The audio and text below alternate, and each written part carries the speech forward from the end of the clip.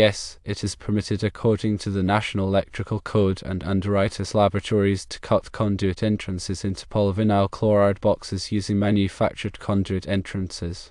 Several factors need to be considered to ensure the installation meets safety standards and maintains the integrity of the electrical system. One important reference is NEC section 314.17c, which addresses the requirements for entering boxes, conduit bodies, or fittings. Additionally, UL Standard 514b, titled Standard for Conduit, Tubing, and Fittings for Use in Hazardous Classified Locations, provides relevant guidelines for these types of installations. Firstly, the cut entrance must be made carefully to avoid damaging the box or affecting its structural strength. Polyvinyl chloride boxes, while durable, can be susceptible to cracking or weakening if not handled properly during modifications. Using sharp, appropriate cutting tools is essential. Secondly, the cut entrance must be smooth and free of burrs.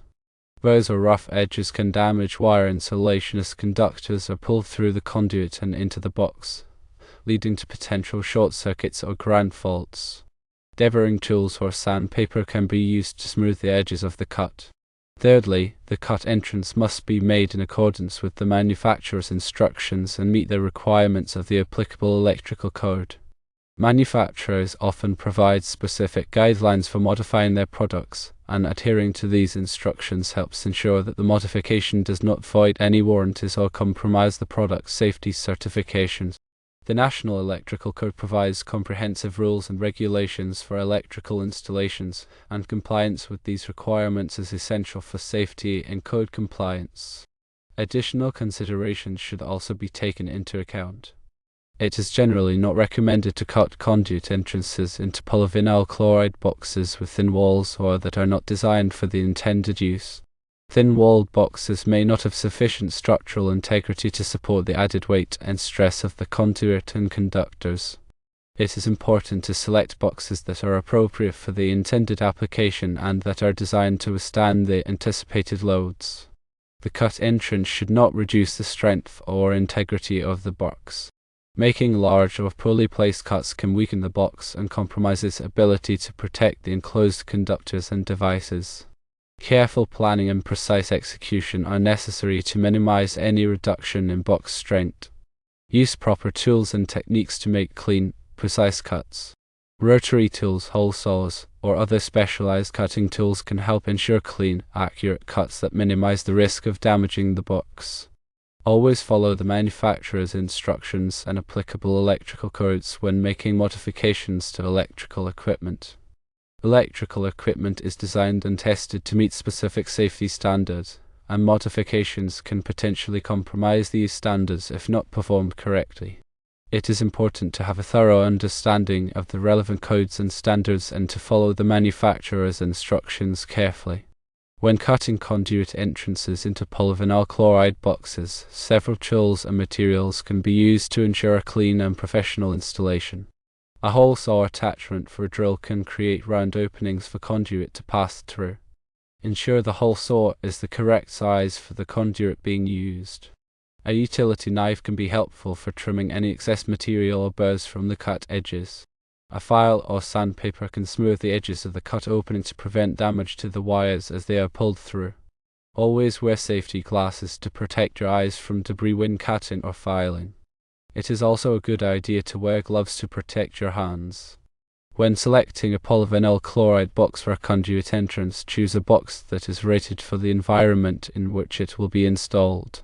For example, if the box will be exposed to direct sunlight or moisture, choose a box that is rated for outdoor use. Also, ensure the box is large enough to accommodate the number of wires and devices that will be installed in it.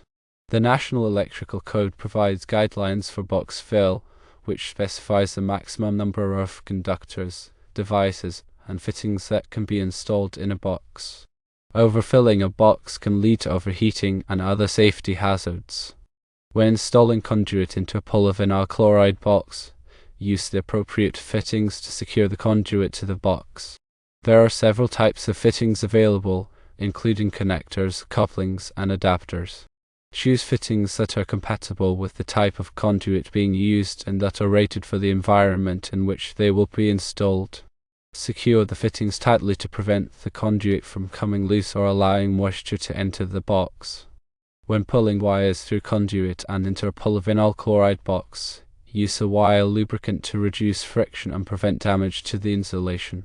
Be careful not to damage the wires as they are being pulled through.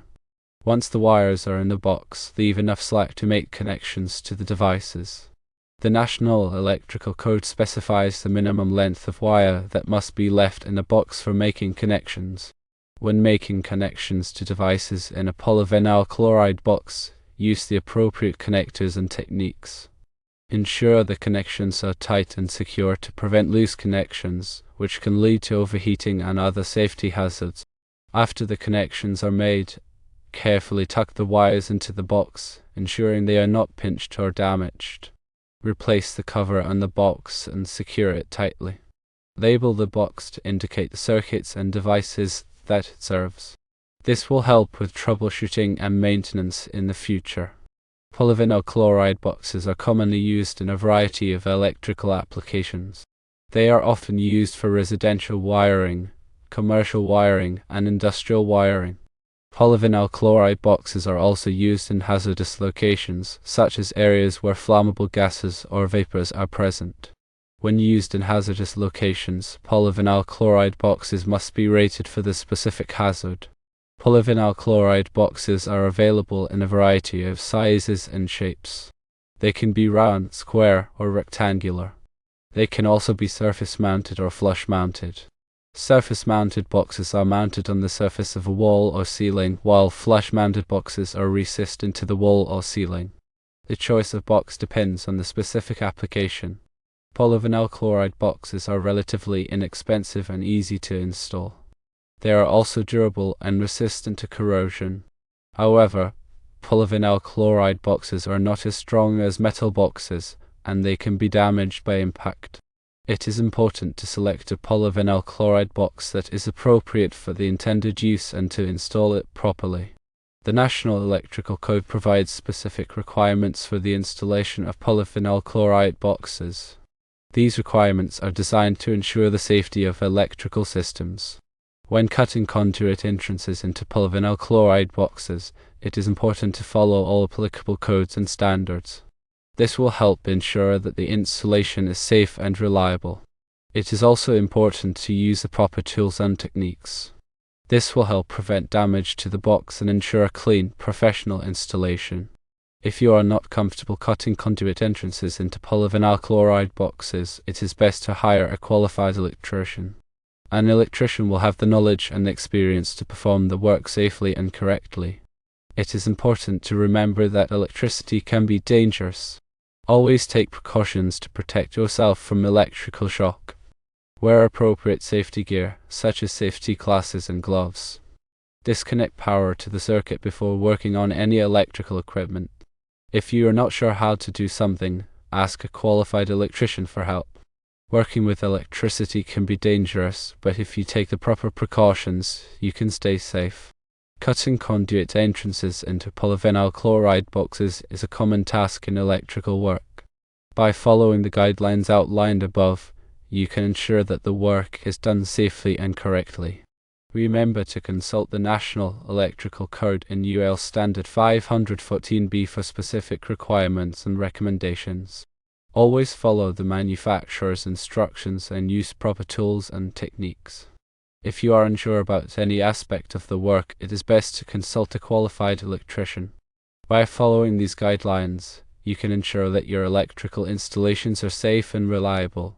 The NEC Article 314.17c specifically addresses the methods for entering boxes, conduit bodies, or fittings.